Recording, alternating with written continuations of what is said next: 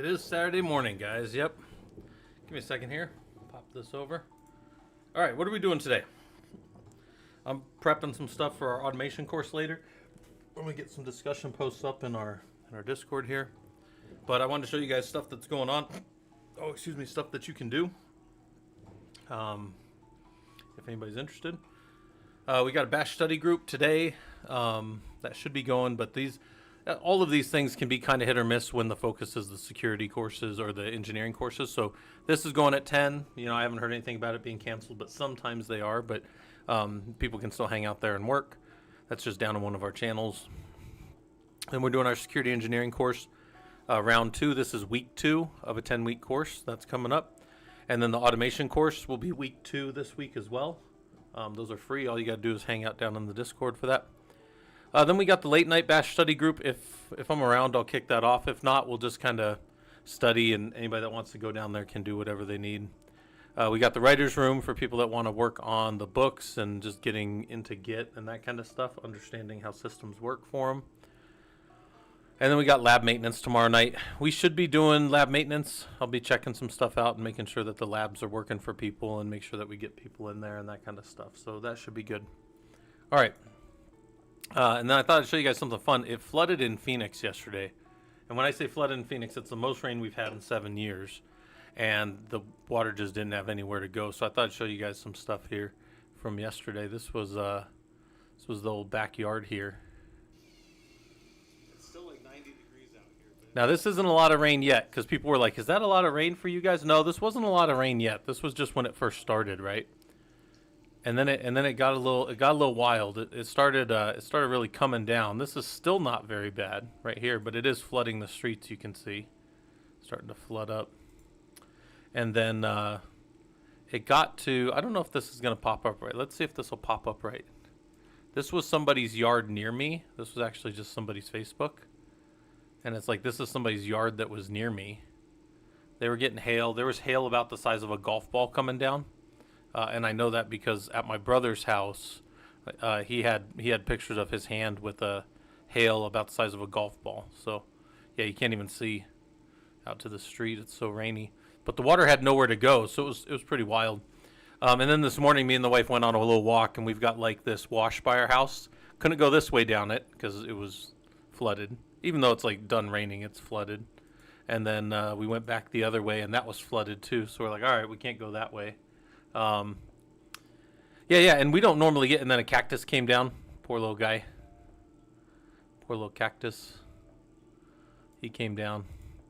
Yeah, saguaros do not have big roots, guys. Like, so this ground is super soft. Like, I was sometimes walking out, like when people would come the other way, I'd sometimes walk off the path, and you sink down into this ground. This is very soft ground. They do not have the root system for that level of flooding. You see that?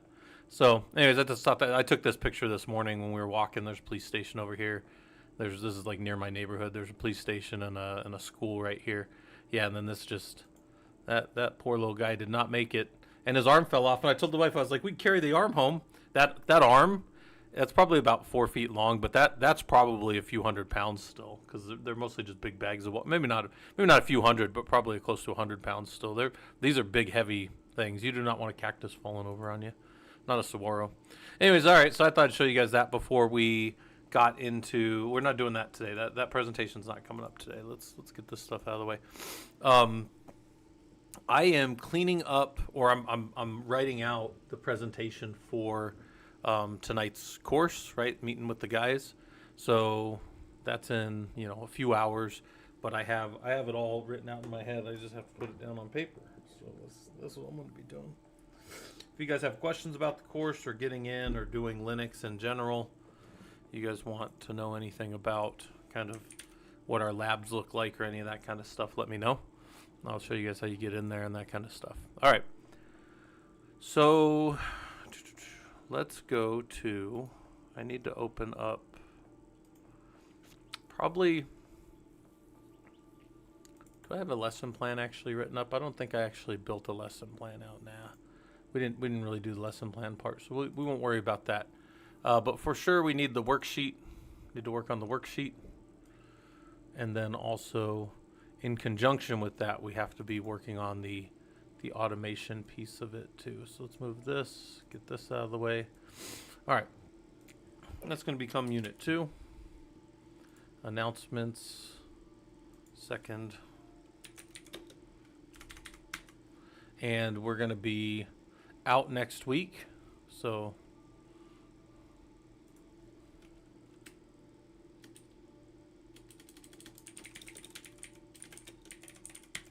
right, so it's next weekend. What's the date today? 27th. Let's update this to the 27th. And ask me questions in Discord. That's always true. If you guys need anything, let me know down in Discord. That's always good. We do not need to review the syllabus again, so I can delete that one. We don't need to review the project. And then this one is one of my favorite things to do is we are gonna duplicate this slide. This is gonna become last week, right? Because that's what we did last week. And then our discussion for this week is gonna be the topics that these are gonna be the topics for this week. So we're gonna have a new course objective that we're going for this week. I'm gonna find that course objective from the syllabus, which I don't think I have open right now. So let's go up one. Go open the syllabus real quick.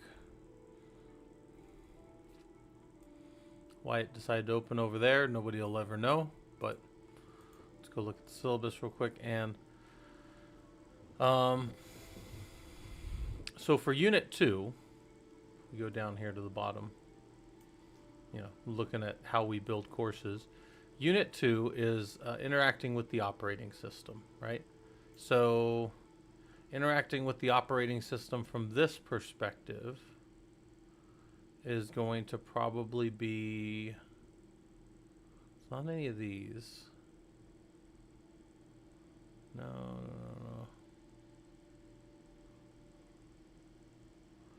We might still consider this the first one because it's still that first objective. But let me see if there's any other ones that we're going to map to this week. We're not really retrieving API calls yet. We're maintaining inventories will be coming next week. Map environment variables, that's kind of useful for this week. So let's say course objectives, and this will be 1, right? And then 2 will not be 2. It won't be numbered like that. Control Z, yeah. And then 4, I think, will kind of be going with for this week. Now, you might say, does it really matter? Like when we do courses, like if you build courses or you work through courses, does it really matter that what you're doing is aligned like in order? And the answer to that question is obviously no. Like you don't have to go completely in order with whatever the syllabus is. You just do have to touch all the pieces. And if you can't touch all the pieces, then well, you're not really doing all the things you're supposed to as far as that stuff goes. So you said, how am I doing? I'm doing good. Just went on a hike with the wife. She keeps track of her steps. I don't really keep track of my steps, but we got 7,500 steps. I mean, so that's a pretty good amount. She tries to get 10,000 a day, so that's good. S-Wine said, thanks for the making VOD. Yeah, was that okay for you, S-Wine? I kind of, the first week, I don't want to say the first week is a throw-off, because in most courses, the first week just kind of sets the tone. And that's what I was really trying to do, was like make sure everybody could get in the systems. So if anybody's looking at this, we're setting up week 2 stuff, right? And for the first week, people like really trying to get them in and make sure that they can touch the system and do all that stuff. And then it's like lacing up your boots and warming up and stuff. And then weeks 2 through 16, we really start running, right? Like this is going to be, I got a lot of stuff to put together for today, and I just decided to kind of show you guys some of it as I was going. I have a thing that I'm going to draw up here in a second. So this is for this week, because we are focusing on actually, why is that bigger? That's 40 and that's 44. No, like that 40 as well. Yeah, good.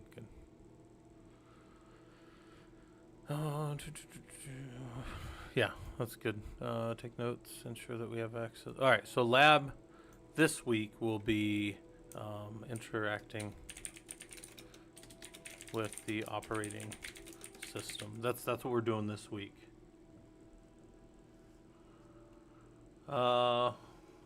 Molino said, "What are the advantages or reasons to learn Linux? Will it help add to a coding career?" I mean, it'll probably help. I mean, in if you're just like software engineer, it'll probably help somewhat in that you're going to be better at deploying the environments that you probably run a lot of your software in.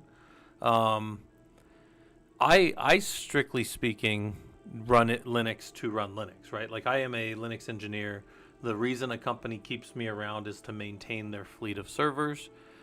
To that end, I build new servers. I set standards for security and operational procedures and monitoring and all of those things. Like I build all that in the systems.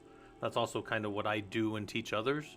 So for me, and it's weird because I do tell people like no company runs Linux just to run Linux. Like nobody claps themselves on the back and like gets a little, lifetime achievement award for running 1,000 Linux servers in a company or something. Nobody does that. However, that being said, my existence is when a company has many servers like that and needs somebody to maintain them and build them. My existence is to maintain and build those servers for them. Yes. Like people are constantly asking me, "Are you a coder? Or are you this and this?" I'm like, I don't ship software code if that's what you're asking, but do I write code? Sure. I write automations. I write all kinds of little bash scripts and Python scripts and stuff like that. But do I like sit around and code for production workflows and stuff? No. I keep the production systems underneath them working. So to answer your question, I think this is useful. I do think people that I know that code find this to be a valuable thing. I tell people all the time, a lot of you guys are hobbyists in Linux, and then you come over and not everybody wants to be a professional Linux engineer or Linux administrator. So they just hang out in our group. But our group's stated goal is to get people into doing this stuff professionally. So that being said, we pretty much welcome everybody. You just hang out and do Linux with us. But if if you're like, hey, I specialize in this type of software or something like that, we probably have somebody that does that down in our group. But no, mainly our professional Linux users group is to get people into doing this stuff professionally, as a systems or what you might call a operations, or some people now, the term is now DevOps and SRE and all these kind of things like that. They all fall into knowing Linux well, right? So so I'm going to switch this up a little bit here. And our topic for this week is and I'm going to write up a longer version of what the actual topic is, but our discussion's going to be around how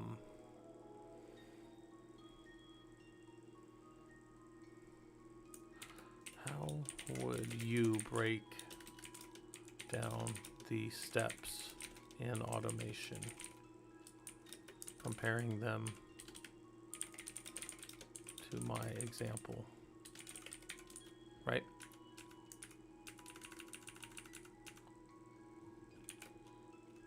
And then maybe what is meant by the...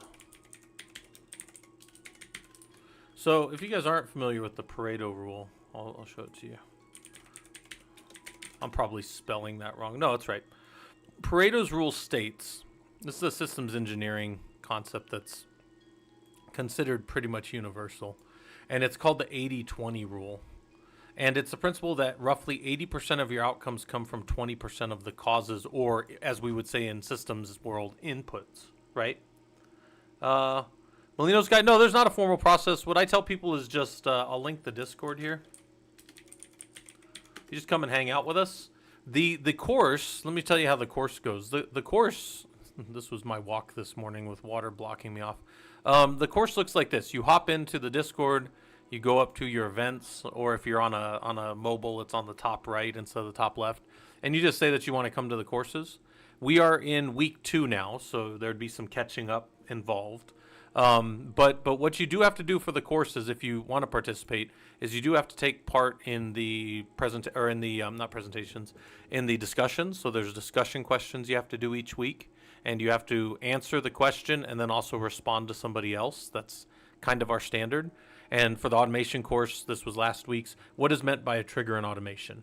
What is your definition of a trigger? What are the types of triggers? And where would you place these triggers to positively affect your ability to build or administer Linux systems, right? And then guys came up with their answers, and then people responded to other people, and you could get in there and get in the discussion. That is something that is required for our cool little certificates that we give.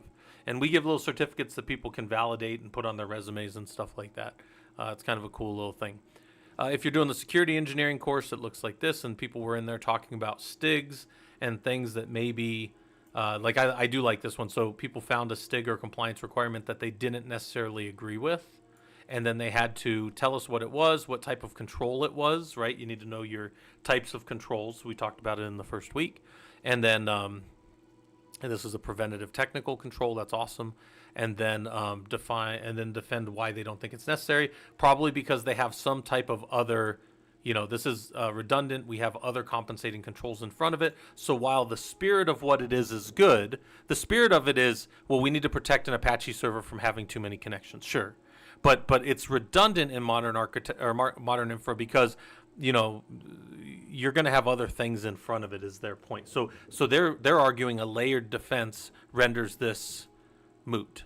To which I might say that is probably true, but what if I had, and this is, guys, I've seen this happen more than I'd like to admit, internal, dev testers, they'll be running stuff against maybe our internal Apache server. They shouldn't be hitting our prod box from the internal, but let's say they're hitting on our internal dev box, and they're not now being limited by this infrastructure that's, being outward facing to protect us from external threats, never minding the fact that somebody internally with an automation can definitely overwhelm an Apache server if they're not being blocked in some way.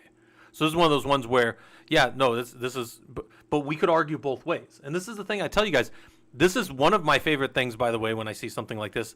The reason I like this so much is I tell people in the security course, it would be very easy to be cynical and look at it and go, okay, Scott's showing me this STIG viewer, right? I'm going to pull up the STIG viewer for you guys that haven't seen it. It would be very easy to go like this and say, okay, Scott's making me look at these 462 STIGs for RHEL 9. There's 452 of them.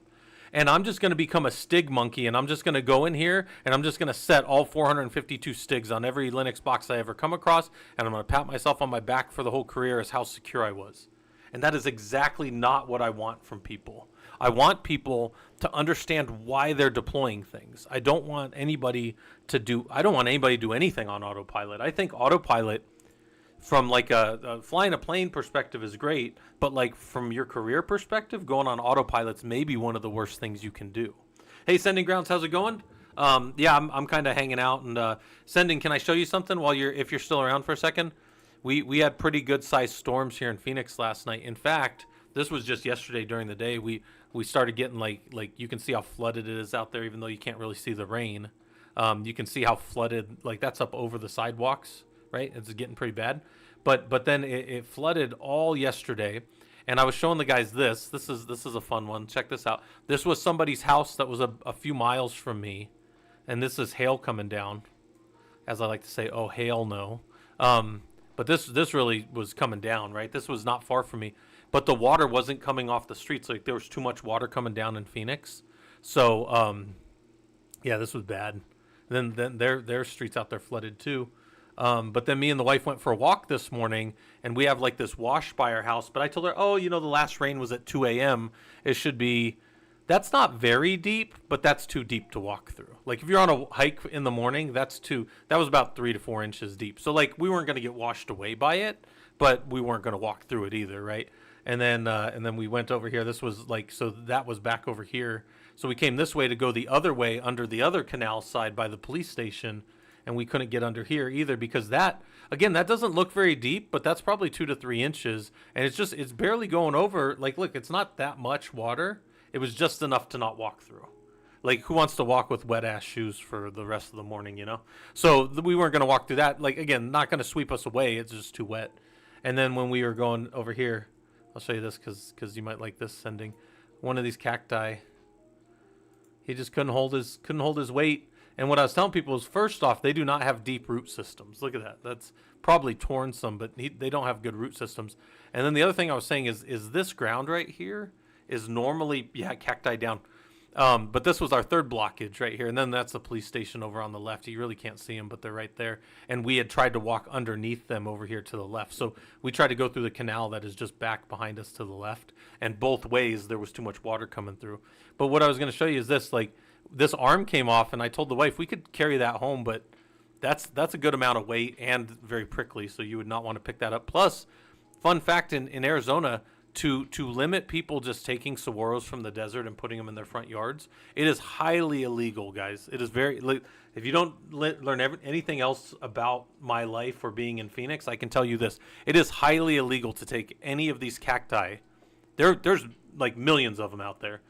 Take any of these out of the desert and bring them and put them in your front yard. It's very illegal. The only people that are allowed to do it have licenses. There's licenses for them. And they drive these trucks. I wonder, I don't know if I could find one like online, but you could probably look it up. But like the trucks that they use to like move a saguaro, they have like these, it's kind of the same type of truck you'd probably use to move like a weird piece of modern art. But they basically lay the saguaro in the truck, and then they support each of the arms individually. So it's actually like, it almost looks like they make like a very specialized lounge chair just for these cacti. It's pretty fun. And then, yeah, so me and the wife walked around this, and then we went, there's a school over here. She's got 7,500 steps already this morning. She tries to do about 10,000 a day. So that was pretty good. And I said block 3 times on our morning walk. Monsoon 2025, we will rebuild. That's like a joke out here, because we'll have like monsoons and like a backyard pool table will get, not a pool table, but like a backyard table will get knocked over or something. So anyways, all right, so we're writing this up, and we're talking about Pareto's rule, or the Pareto principle, and how does this, and this will be, and how does it, right? So these will be my general questions, and then my general questions will get much bigger when they go over here into my actual worksheet. So this is going to be Unit 2 worksheet now. Also, I'm hearing thunder outside, so there's definitely still some rolling thunderstorms coming through this. So let's get rid of this and say Pareto.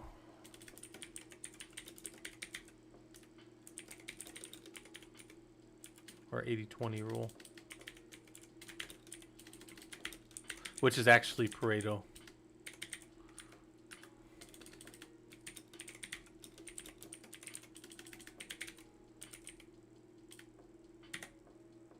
Principle. If I could spell. There we go. 80-20 rule. And we'll keep adding to these.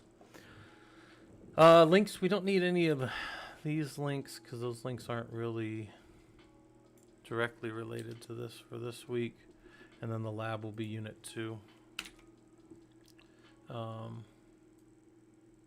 Unit 2 from...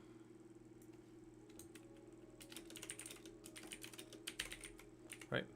So we'll do Unit 2 from the lab book, and then we'll do some digging deeper and that kind of stuff. So, all right. We're going to call this... Let's copy the slide here real quick. So we did last week. Actually, let's cut this slide. Let's drop down here.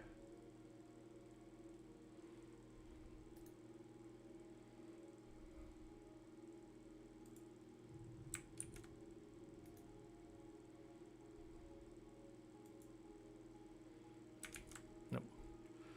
Don't want to do that. Review. So we'll do a quick review. We'll blast through the stuff from the week before, just to hit that stuff quick, and then we'll go into, oh geez, paste. Oh, just grab it like this.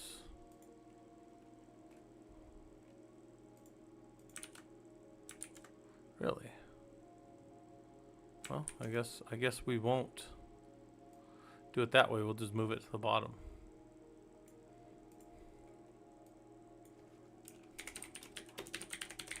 Right, then we'll do Unit 2 overview, and we'll say automation cycle. And then we're going to work through kind of all my stuff that I've been planning, because I've been working on this the last couple days in my head. I just have to put it all down. Cool, because that would be good.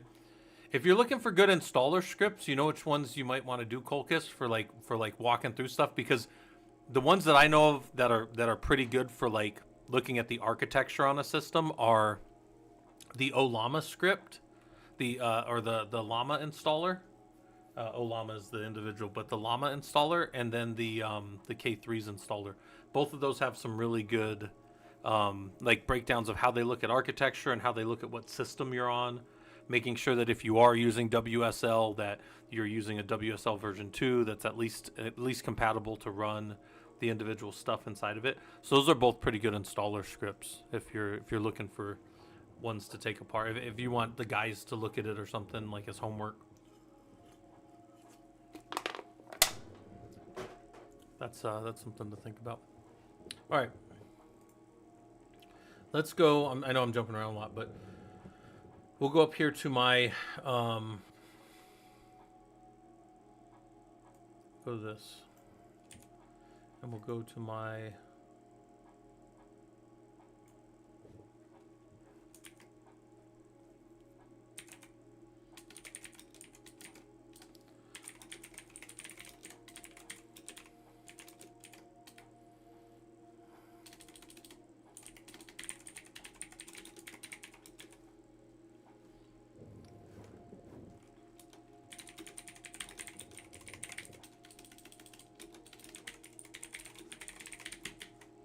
all right, following questions.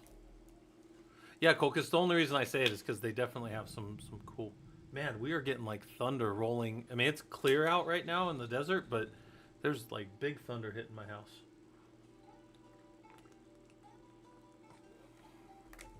Hold on a second, guys. I gotta take a step over there and look out the window, see if we're starting to get dark again. Oh, it is getting dark. We might get more rain. Might get more rain running through here soon. Oh, man.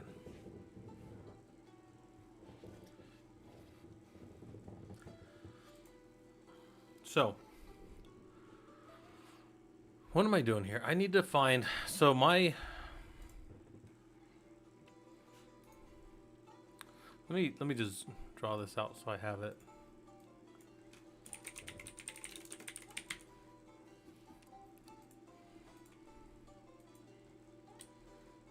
So one, we've got a trigger. Trigger causes us to start doing whatever this event is, right?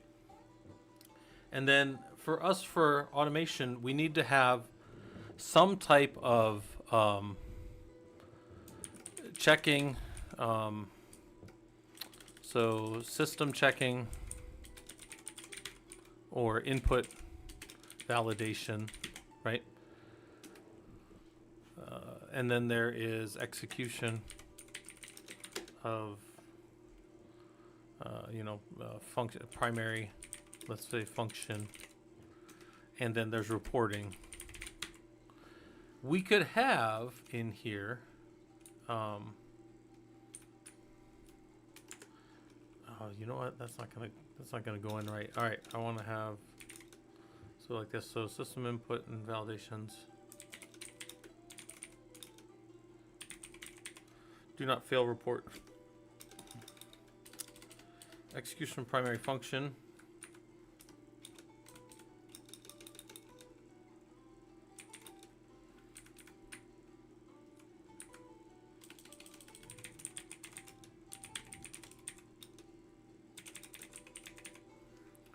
Generally speaking, execute primary function.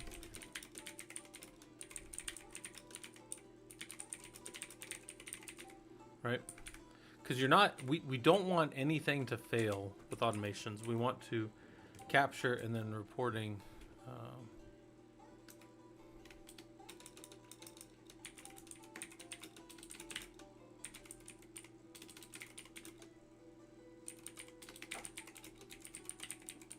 You know,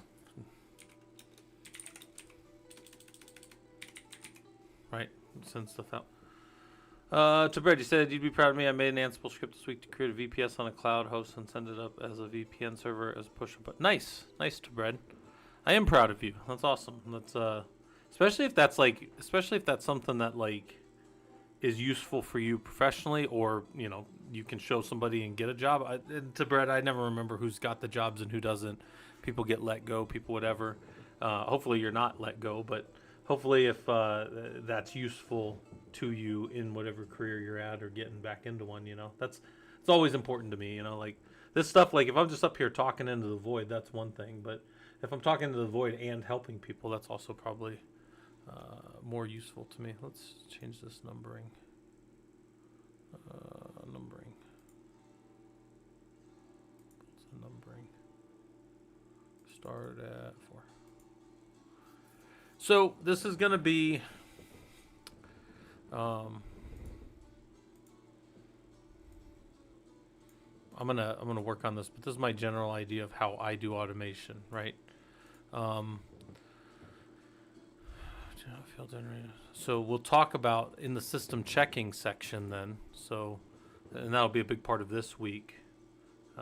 Yeah, that's useful. Yeah, if it's helped you learn Ansible, and I tell you guys, like if some people are not interested necessarily in like hanging out and doing courses, you can just go here, right? And we have a lot of stuff out in Killer Coda that'll teach you Ansible.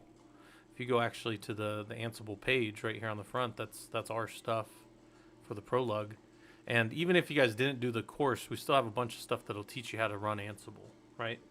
And I'm a big fan of like getting it to work once, and once I get something to work, then I can do almost anything with it. And that's the same thing I think with you guys. You go and you learn how to deploy a Jinja 2 template, right? And you see how this works, and then you go, oh, well, that's all it is? Well, that's dumb. I can do that. I can do this. I can push all these other things in, right? You look at that and you go, oh, that's all it is? It's like one of those stupid little things when I was a kid, the ad libs or the mad libs or whatever, where we would just add, a noun or a pronoun and a value or variable or whatever, and then not variable, a verb, and then we would have some silly story. That's all it is. That's literally all these things are. So anyways, I don't know, I'm getting far afield, but system checking. I'm going to point out down here then.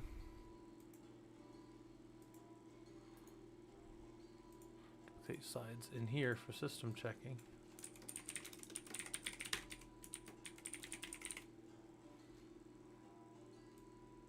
Input validation.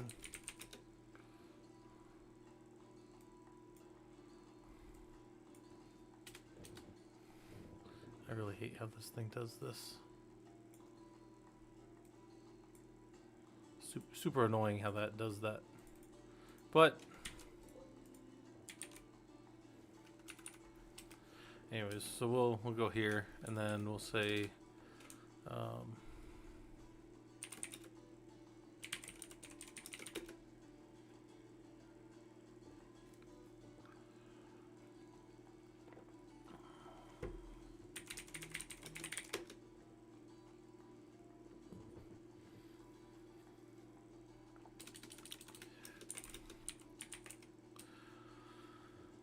this.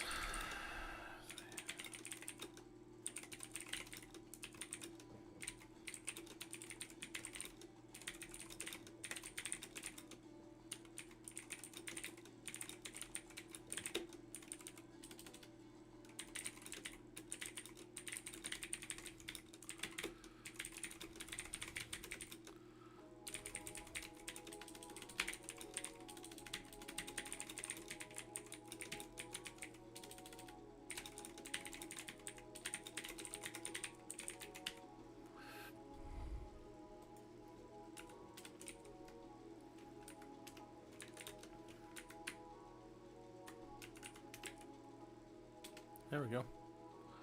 Good enough for government work.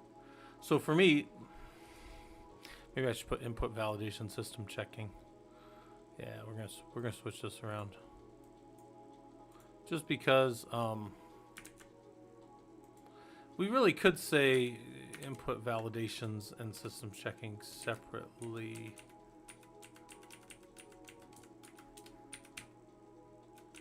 Yeah, we could do it like that.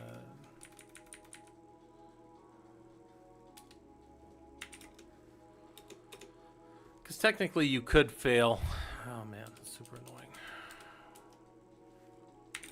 Whatever. I don't care. Because input validations are really about getting... your system's going to do that essentially as part of the startup typically, but we can do things with that. We can allow that.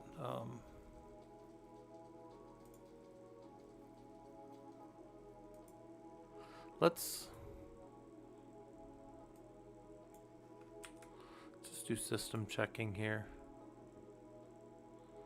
And then let's just pull this off for now. That's fine. This will be good enough for now because we will focus on input validation as a different thing because that's really being done by your tool and your syntax, right? Like if you're trying to do things and variables aren't there, you're going to have runtime errors, right? That's always true. That's how, right? There's 3 levels of errors that we run into in systems. We get obviously our syntax errors because you wrote your stuff like a dummy. There's runtime errors. You wrote your stuff and assumed things would be there, but they weren't there when the system went to reach for them. And then the last type of error, which is by far the worst, is you wrote your stuff right, so you got past syntax errors. Stuff was there when you grabbed for it. That stuff is, your runtime errors, and that's fine. And then you managed to do things wrong still, which is logical errors, and that just means that you're a dummy. No, I'm just kidding. But the point is, like those are 3 types of errors that we kind of deal with in all systems worlds, right? YouTube side, Atticus, how's it going? We're not working super hard this morning. I am just kind of going over system. I'm putting together my thoughts on the automation course. It's just kind of going slow, but I want to make sure that it's ready in time for the group later. So I have the lab to put together. I know what the labs are going to be, but I want to just make sure that I touch all the pieces of the lab today. So yeah, that's what I'm doing. I'm just making sure everything here is ready to for everybody today.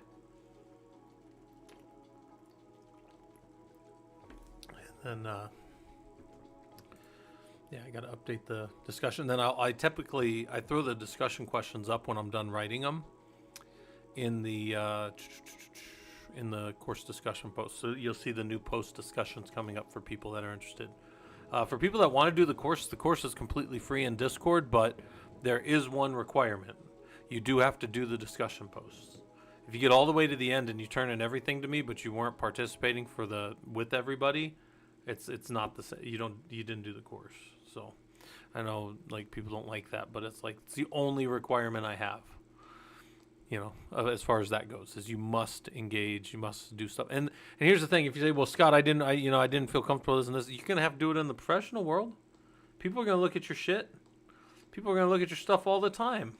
It's like one of the most annoying things around is people are going to be questioning your stuff. One of our guys that's sitting here, I don't want to call him out, but he was talking earlier, one of my mods. He just had to go sit through people grilling his work for the last few years at his company. And that's because big companies a lot of times have very rigorous processes to get up into the next levels. And then they have all the problems. Malino's guy, it's up here. You just go to events, and it depends what time you are, but it's 3 p.m. This is Pacific time, so that would be 6 p.m. Eastern if you're doing the security course. Oh, hold on, I gotta rub my eye. And then 5 p.m. for the automation course. That'll be 8 p.m. Eastern.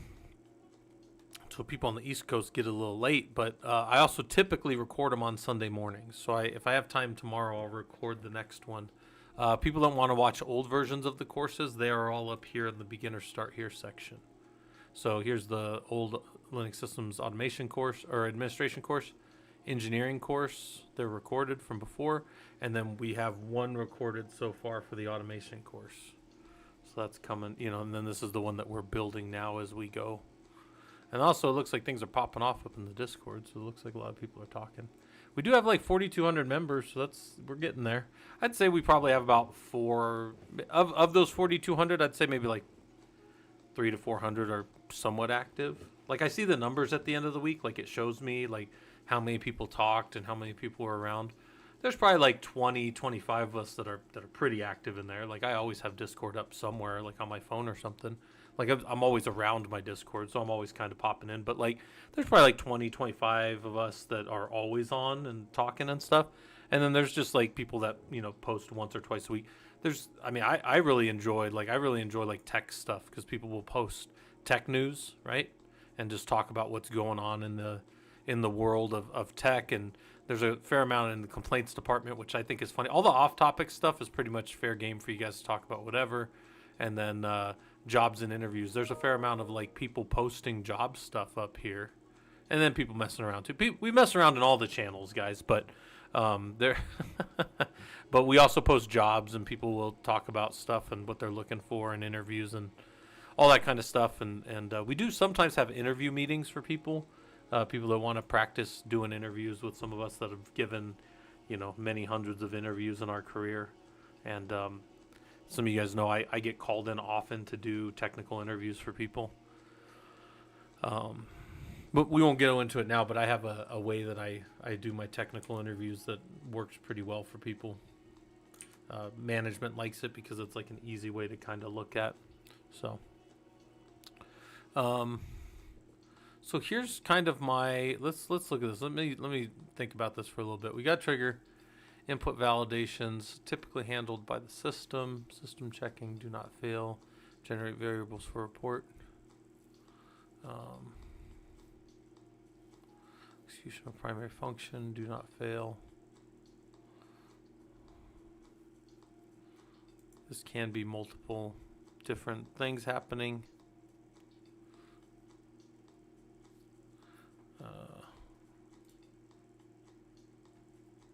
There's another function to this.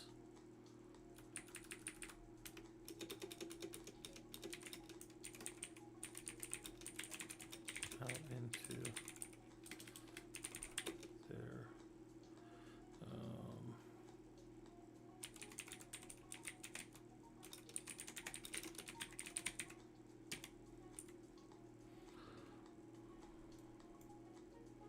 This is what we do up there as well in system checking, and this is my idea of a Plinko machine. When I always tell you guys about a Plinko machine, do not fail. Execution of primary function, do not fail, and then send email, Slack. This is generally. Let me think. I'm trying to think of what else I do in a general. There's another one.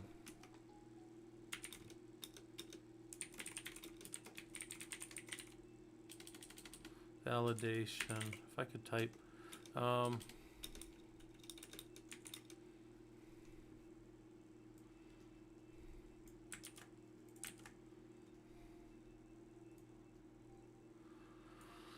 think in most of my bigger automations that hit wide, so we're not in this course, by the way. We're not talking about just like, can we go? Because I can punch in.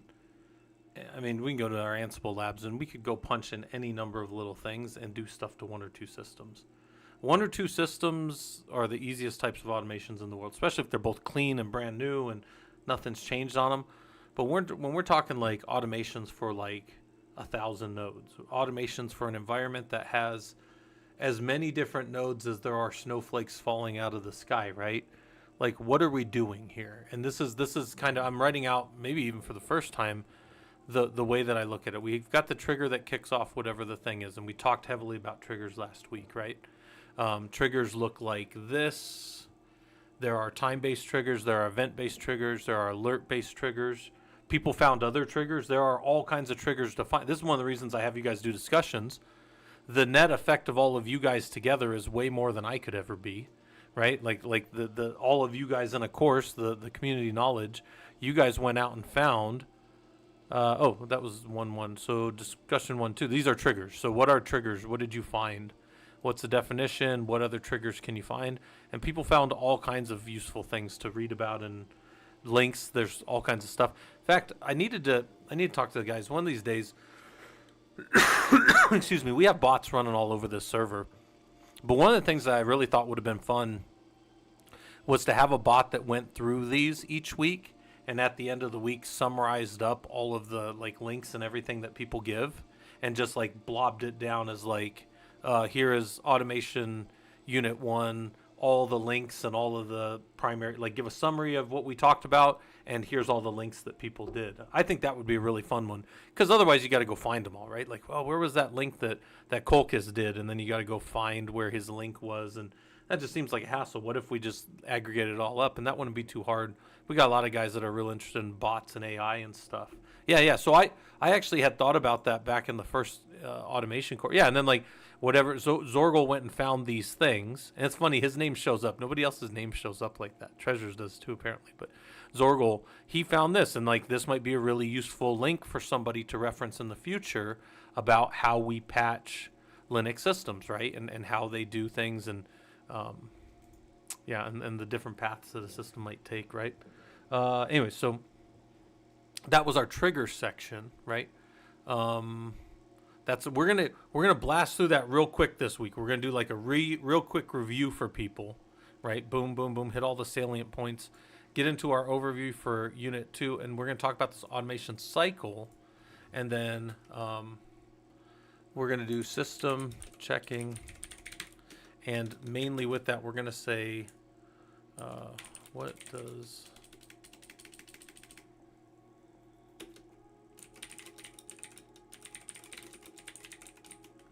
so automation cycle will be, how does cycle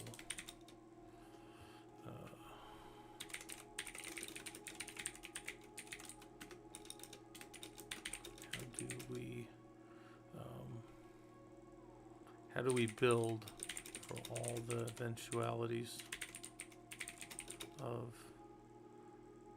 differences in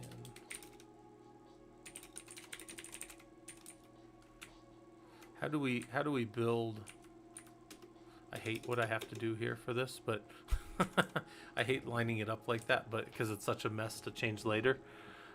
System checking, how do we check a system? What do we check on a system? Why do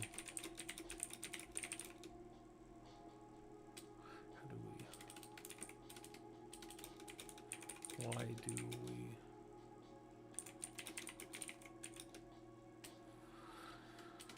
what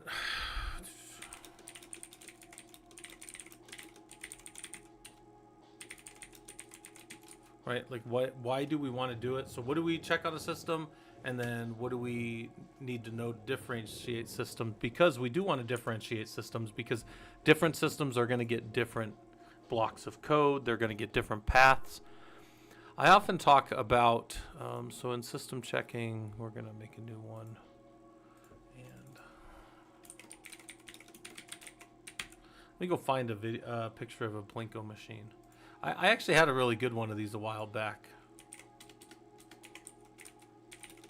It's actually funny that just came up with like, it just came up with Pizza Hut, and it's like, does Scott order Pizza Hut all the time?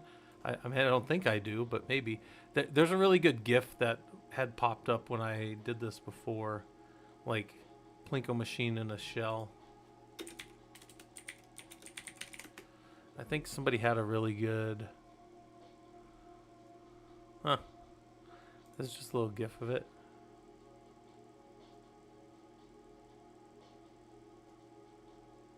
It's actually funny. I do want one. I don't necessarily care that we have.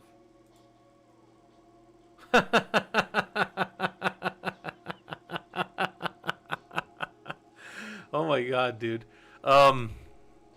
One, that's hilarious, but that's also how your servers kind of go through horse Plinko. Oh my gosh, hold on. Oh,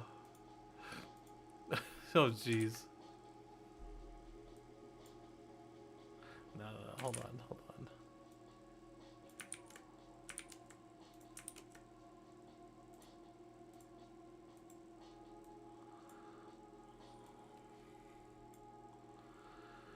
Oh my gosh, hold on. That's one of the most disturbing things I think I've ever seen. I think that we need to make a white box behind it though, so people can really appreciate the the death of this poor horse. But that does feel a lot like a server. Let's do this, and we'll make the fill will be white, and then we'll send it to the back. Bam! Send to the back. What? But it needs to be. Oh, it needs to be. This needs to be sent to the back too. All right, there we go. Horse Plinko. That's disturbing, huh? Into the glue fact.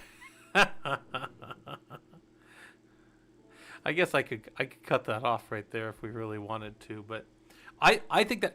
But here's the thing, and I know like sometimes people probably think I'm overly simple about things, and I probably am. But when servers come into my environment, when I have 1,000 servers coming in for patching night, I do not know everything about all 1,000 of those servers. I know it might strike some of you that have hung around with me that I'm not brilliant, right? I don't have all 1,000 servers, the base OS, all the configurations and drives and connected NFS shares and mount points and stuff memorized for all. And I'm telling you, even if it's not 1,000 servers, what if it's 80? Some people here might be able to memorize 80 after some time, but no, I'm talking like I don't know what's coming out of those gates, and I need to paint with what I call painting with a wide brush, which is part of the Pareto rule we're going to talk about, which is here in our system checking. We can't check for everything. We can't check for all the even in input validations. It's literally impossible to check for everything that can come out. So we just check for most of them, right? And my point in bringing that up then is we are doing what's called painting. In my mind, it's called painting with a wide brush. I try to hit 90 to 95% of my systems, because in 1,000 systems, if I can hit 95%, that's only 50 servers to go remediate. 50 servers to remediate with 5 other people on my team, that's only, 10 servers each, and I'm not really going to do any of them. I'm going to let my junior engineers do them. I'm going to pretend to be doing other stuff, but that's not that much. But really, here's the funny thing. Your junior engineers are going to find that, like, each of them handled 8 of the same servers the same way. They're going to be like, oh, man, all I had to do was go fix the RPMDB and rerun the patch. Now you've found more things to check for the next time, and now you're pushing up around like 98, 99% of servers that are good. So like my system checking, I actually do fixes before my primary function. I probably should add that in here. Yeah, do not fail fix. I actually this will probably get bigger by the time some of you guys come today. This is definitely going to be more than it is now, but this is where that's going to be going. Yeah, because I actually do here fix things, and then we feed them back in, and we keep adding more and more. So the reason we mention over here the Pareto rule is, oh, where did I have that? I had that somewhere. Anyways, I have the Pareto rule somewhere. You need to know it. You need to know that systems are. Most of your problems are going to come from a few very, very common types of, most of the problems in a system are going to come from a few machines, and they're going to be behaving generally the same way most of the time. So yeah, so that's kind of what I'm working on right now. I'm not working super hard. I do hear the wife stomping around, though. We went out. It was her parents' 55th wedding anniversary last night. So we went to a place called Firebirds. I haven't been in Firebirds in probably 15, 20 years. And we went over there. It was fun. Pretty good food. Not the best food I've ever had, but it was fine.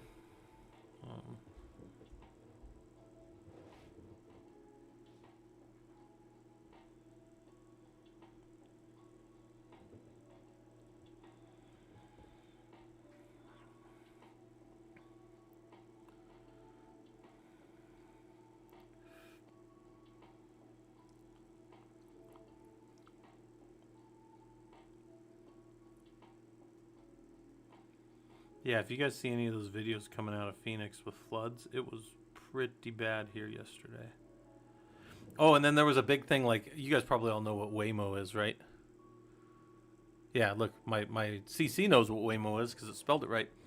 There were Waymos getting stuck in the washes out here because there's washes in Phoenix that are dry 99.5% of the time of the year, but when it floods, we actually have a thing out here in Phoenix called the stupid motorist law. It's called the stupid motorist law. That's the actual name of it. And if they have to rescue you for a stupid reason, you have to pay for the whole rescue. So I don't know if you guys have ever heard of that where you are, but we actually have that's the name of the law. It's been out here my whole life, and if you cross a wash, which the washes out here very quickly fill up, like when it's raining, but they're normally pretty dry, so people don't even think nothing about it. But yeah, if you cross a wash out here in Phoenix and it's wet, and you get washed away, and they manage to save you, you're paying for it. Which I think is wild, but it's true. I mean, because they're like, hey, you put everybody at risk doing something that you shouldn't have been doing. Okay, so I've got this. I'm adding. I've got this plan. I know what I'm doing here. I know where I'm going to add this. I'm going to have the discussion questions up shortly, because I am going to be putting the discussion questions based on this automation cycle. So as soon as I get the automation cycle finished, I'm going to drop it in here as part of the discussion post, and then I can kick that off, and then I can finish this part up for today, send that up to the guys on the writing group, and I'm also going to get the project written up too. I'll probably have that done by next week for the project, because we're going to have a big project for this course, and we're all going to work together on it, so I think that'll be good. I think it should be good. Oh, man. Oh, you guys want to hear something wild? Colchis, I don't know if you're still around. I don't know if Sending Grounds is still around, but so I'll tell you guys, so there were two funny things that happened to me yesterday. Two like kind of silly, over the top things that I thought I was in Bizarro World on the first one. So I go to the VA, right? I don't know if you guys know what the VA. It's like where veterans go in the U.S. So people outside the U.S. probably are like, what's a vet? VA is where veterans can go, and I went down there and I got some blood work done, right? So blood work is just like labs and stuff like that, because I'm going to go meet with a doctor on Tuesday, right? So I go down there and I go in, and it opens at 6 o'clock, but it doesn't start taking people till 6:30, which is weird. So I sit out in my truck because I get there at like 6:20, and I go inside this place. And there's like 3 guys in front of me or 4 guys in front of me, and then I get myself checked in, and then I go sit down, and there's like 2 or 3 people after me. So there's like somewhere between like 7 and 8 people in this room. The room is roughly, if I had to guess, like 20 feet by like 30 feet. It's a kind of oval room, not very big, pretty much just like a waiting room. You could probably fit about 30 people in there. That's about how big this room is. Not big at all. And we're sitting there, and you kind of know the order you came in, because like I knew I was right in the middle of everybody. I knew I should be like the 3rd to maybe 5th person called or whatever. So I imagine that the people before me knew that there was nobody in there before them, right? Well, anyways, somebody comes to the side, and they come out of this little hallway area that's off to the side, and they come out, and they call for Douglas. They yell, Douglas. Pause, like 3 seconds. Douglas. Nothing again. And I'm like looking around like, is this fucking guy here? This guy that's over to my left, that's probably like 5 feet from this person that's calling, stands up and goes, Douglas whatever? Like whatever his last name was. And the guy goes, yeah, Douglas whoever. And he goes, oh yeah, that's me. And I'm sitting there going, what the fuck? All right, that's one. Let's go about our day. And this guy was a little bit older, maybe I'm 44, so he's probably like 50s. I don't think he's deaf, but maybe. So, okay, that happens, and I'm like, all right, that was fucking weird. And I actually wrote that up and threw that in the Discord because it was weird. And then there's a guy sitting up and to the right of me, so on the far side of this 20 by 30 room, not a big room at all, guys, away from this little hallway. And they come out, and they go, and the person, again, calling one name, calls like Kyle. And there's like a pass, like nobody says anything. And then they're over there, and I see them like looking at their sheet or whatever, and they're like, Kyle. Nobody answers a second time. And I'm like, what the fuck is going on? Am I on like, I thought I was on one of those like, those punked shows, like where they're messing with me. Cause then this guy that's over to the far side of me to the right, he was probably like in his 30s and he was taller and heavier than me. So if I had to guess this guy, I mean, maybe even pushing 400 pounds. He was tall, like heavy guy.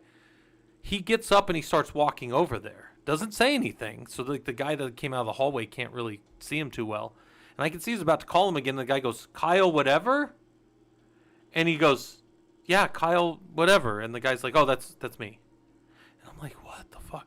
Oh, I don't know why they weren't calling first and last name anyways. Maybe for some security reason. But I'm sitting there going like, if this is the first 2 interactions of the day, I could not imagine working at this place.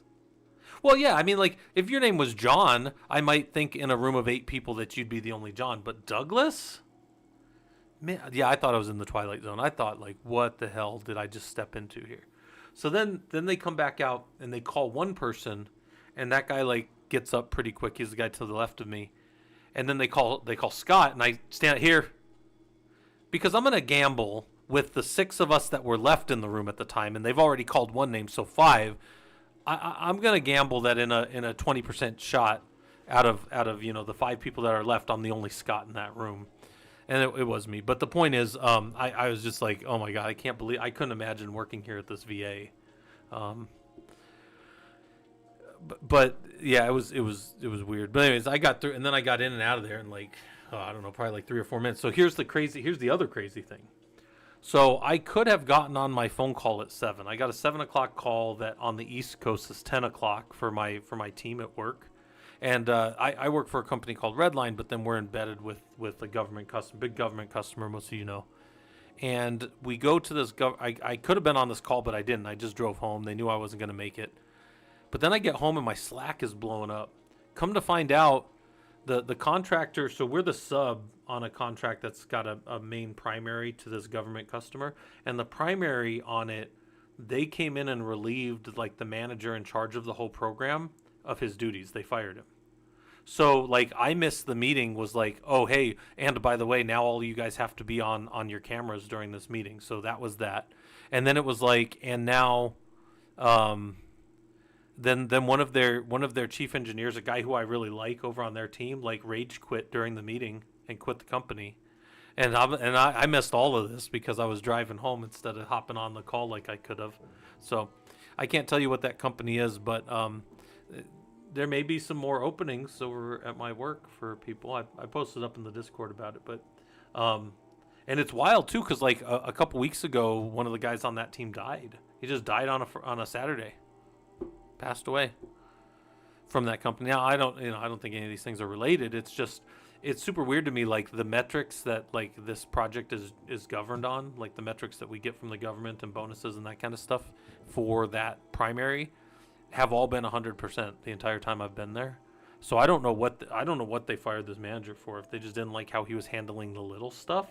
But the big stuff, like the stuff that you go in and gets like your end of the year bonuses and end of the year, all of that stuff is legitimately, according to the government and published, 100%. If this guy was let go, but it had to have been for like the intangibles of like if he was doing the little stuff they were asking for. But the big stuff, the contractual stuff, was all being passed 100%. So that's one of these things, like I can see how people sometimes do lawsuits because like you've been with a company for a long time and you're doing a good job, and according to all metrics that pay them and make them money, you're doing a good job, but they fire you because like maybe somebody complained too much on the back end in unofficial channels. That seems weird to me. But that's all the tea as far as that goes. I wasn't there. I missed the damn thing. I was driving home I went over to QT and got a couple of little like sausage things. QT is like, for you guys on the East Coast, QT is like a Wawa, or that's WAWA. Or if you guys have ever been to like, imagine the Circle K, which is pretty common, but instead of being shitty and not caring about how long it takes you to get through there, they're always clean and really good at getting you through there. So it's like a Circle K in reverse. QT is like this. Everybody's always working hard. It's always fast. They always greet you when you go in. If there's 2 people on a line ever, they'll open up like 3 registers so that there is no line, and then they'll go back to doing what they're doing. And the reason they do that is because they get paid bonuses weekly. I had a student that used to work there. They get paid bonuses weekly if they have these shoppers that come in, and if they hit like all 7 of the official things they have to do, they get a bonus of like $100 for everybody that was on the shift. So you'll always see them cleaning. They will always greet you when you walk in there. You'll never walk into QT without being greeted. It's like amazing. And then it's like they're always cleaning something. They're always like they're legitimately always trying to get to one of like the 5 open registers to always have people getting through there quickly. Which channel did I post the job listings in? Oh, there's a bunch of job listings right now, Hayes. They're up in they're pretty buried because we were talking a lot yesterday. The people were going all over the place yesterday, but there are things. I didn't post the actual job. I did post this guy messaged me out of the blue yesterday, but this is in Scottsdale and it's not a lot of money. Like, oh, don't get me wrong. If you're out of the industry, that's good money, but like, I would take that like getting in, but like a senior information system specialist, I don't know what they think me or other people like me make, but like I can assure you guys, you get in the industry for a bit, you're not rolling out of the bed for 50 an hour. But anyways, no. Somebody posted a bunch of jobs that they knew of people in, Hayes. This was one of our guys. There's a fair amount of stuff that's up there. When I get more information, I was going to push on them on Monday. When I get more information, there should be at least 2 openings in my organization here soon. But it wouldn't be working directly for my company. It would be working for the primary. So they're going to have their own. They're a big government contractor in the U.S. So they're going to have their own requirements, which I don't know if everybody adheres to those. I don't want to speak to what their things are. Yeah, I don't know. Well, they're an engineering company, so they may be like, hey, you need a master's in engineering and 20 years of HPC experience. I wouldn't be surprised if that's what they have on their thing. And I only say that because like this company is really well known for HPC, the primary on this project. After the last fiasco, Sony's sticking strictly to DevOps. Yeah, Hayes, it's hard, man, because like I could show you guys. There's this book I have. It's called. There's actually a really good book out there if you guys are ever looking. You can find it on Humble Bundle every now and then, but it's called Seeking SRE. So it's Seeking SRE. Yeah, it's right there. It's right there at the bottom there. That's how it's spelled and stuff. And I know when Michael Pessa, who's one of our primary guys, they just had their baby a few days ago too. When Michael Pessa left Linux, he was doing all Linux with us, and then he moved over to like an SRE role and a DevOps type role. He went, I think it was officially called DevOps that he was doing, but he was really trying to get into site reliability engineering. He read that book Seeking SRE and he recommended it to me, and I really enjoyed it. I did not deep dive into it. I did not peruse the book. I just barely skimmed over it. Speaking of, looks like my thing just broke. Hold on, did this just break? Let's see if it comes back. Is it back? Yeah. Looks like it's mostly coming back. No, maybe it's frozen. I don't know what's going on with that. But anyways, he got into DevOps, and now it's actually funny. He's just a software engineer now at another company, but he does. Where's he at? I'm pretty sure he's at. What the heck's the name of that company? He's at. It's called Lambda, I think. Oh wow, this thing's trying to catch up now. Look at it. It's trying to catch up from like 5 minutes ago.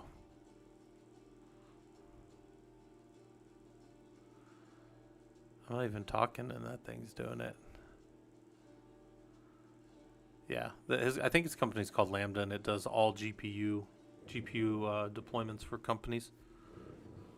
Yeah, it's super backed up. So if you guys don't know, when if you use PowerPoint for closed captioning, it does send up to Azure. So Azure is doing all the back end of that, which I think is kind of funny because like I kind of wonder, because I know where my PowerPoint is actually licensed through, even though I have my own versions of PowerPoint, because I use this for one of my organizations that I do projects for. I sometimes wonder if that's using their Azure, but it's like, well, I know what a project like Transcribe would cost, and it's pennies, right? It's pennies per stream, so I'm not really worried about it compared to what I get out of that and what I do for that. We'll call that like a and you know they just turned it on one day, so I don't know. I'm not super worried about if that's going and becoming an Azure cost somewhere, you know, because it really shouldn't. But if it is what it is. And you say, how do you know that's networking and not just local? I know for sure that's being sent up to the network because whenever I have network problems, that thing always goes away. My ability to use closed captioning goes away if I don't have a network, and it always says reconnecting. So I'm very sure that that's going up to Azure somewhere and recording everything. So it's kind of funny still though. All right.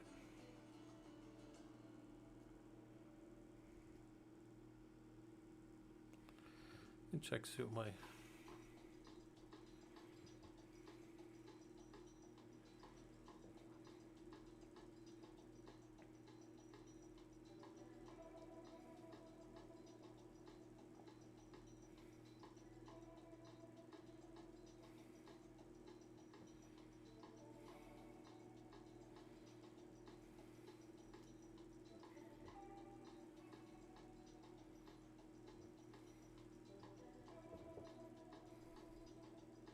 all right. So, real quick to reiterate for people who got here later, we do have a Discord. Lots of stuff going on in the Discord. Who knows what's even going on up there? But we got a Bash study group starting in about an hour for people that want to go do that. I'll probably hop off of here shortly, not too much longer, but I'm gonna keep working on this stuff. But there's gonna be a Bash study group, and then we'll have our security engineering course round 2 starting at 3 p.m. Now this is Pacific time, so you gotta look at it in your time, and it'll tell you when it is. And we're gonna go through. So what's course 2 on? Let's go look. If I go up, Linux group, and let's go security engineering, and unit 2 is gonna look like this for this week. We're still going to be doing technical, the categories and types of controls, which you honestly, you just need to know all these if you're going to do security engineering. Or if you're going to build systems in a secure way, you need to know these because these map back to STIGs and CIS, and really any compliance standard is falling under one of these types of things. And when you report back up, like if you do HIPAA, or I'm doing SOC 2 compliance for one of my friends' companies, helping them with SOC 2 compliance, they want to know your technical, administrative, and physical controls as categories. So you need to understand how the things that you're doing are mapping back to that. So that's an important thing. And then this week, yeah, STIG's in their focus, name resolution, and Linux. So then we go through all this overview. And it looks like I jump right to questions, but it's because this week had all the stuff down in the stuff. So how do we validate security settings, tools? How do we set up config? So yeah, this one had a lot with the worksheet and the lab. So then I show them how to do all that. And then how do we report out the security settings and then putting this into our STIG viewer. So yeah, I show how to do all that stuff in this week today. So for people that are hanging out and want to learn how to do, if you say, hey, I don't just want a secure Linux system, but I want to do that stuff professionally, I'll say, well, okay, just so you know, it's not all fun and games. It's not all just running Ansible playbooks and fixing things like we did in the first week. It is also reporting that up to the company and the business and making sure that that fits back into a risk matrix somewhere and make sure that systems are hardened. And there's all these things that kind of have to happen. So that's what we're going to be talking about today in the course, right? I'm going to kind of walk you guys through that stuff and making sure you're ready for that. So, okay. Now I'm going to keep cleaning this up, making sure that we have this automation ready. Yeah, and then we'll kind of go from there. Other than that, let's think of what else we got this week. Oh, let's keep going over here. We'll have the automation course, which is what I've been prepping, so that's coming up. And then there'll be the late night bash study group. And then writer's room is tomorrow. Writer's room is every week right now, I think, while we're prepping stuff. And I'll get more of this stuff over to those guys today for writer's room stuff for the courses. And then we have lab maintenance tomorrow. Lab maintenance just cleans up the lab, makes sure everything's working and reporting out correctly and all that kind of stuff. So that's mainly what we're working on. All right. I think what I'll do, I'll probably hop off of here then. I'll keep working on cleaning stuff up. And I will be down the Discord if anybody needs me for anything. But I definitely appreciate all of you guys coming by. And we will keep working on this stuff and hopefully get some people ready to get into the Linux field. So.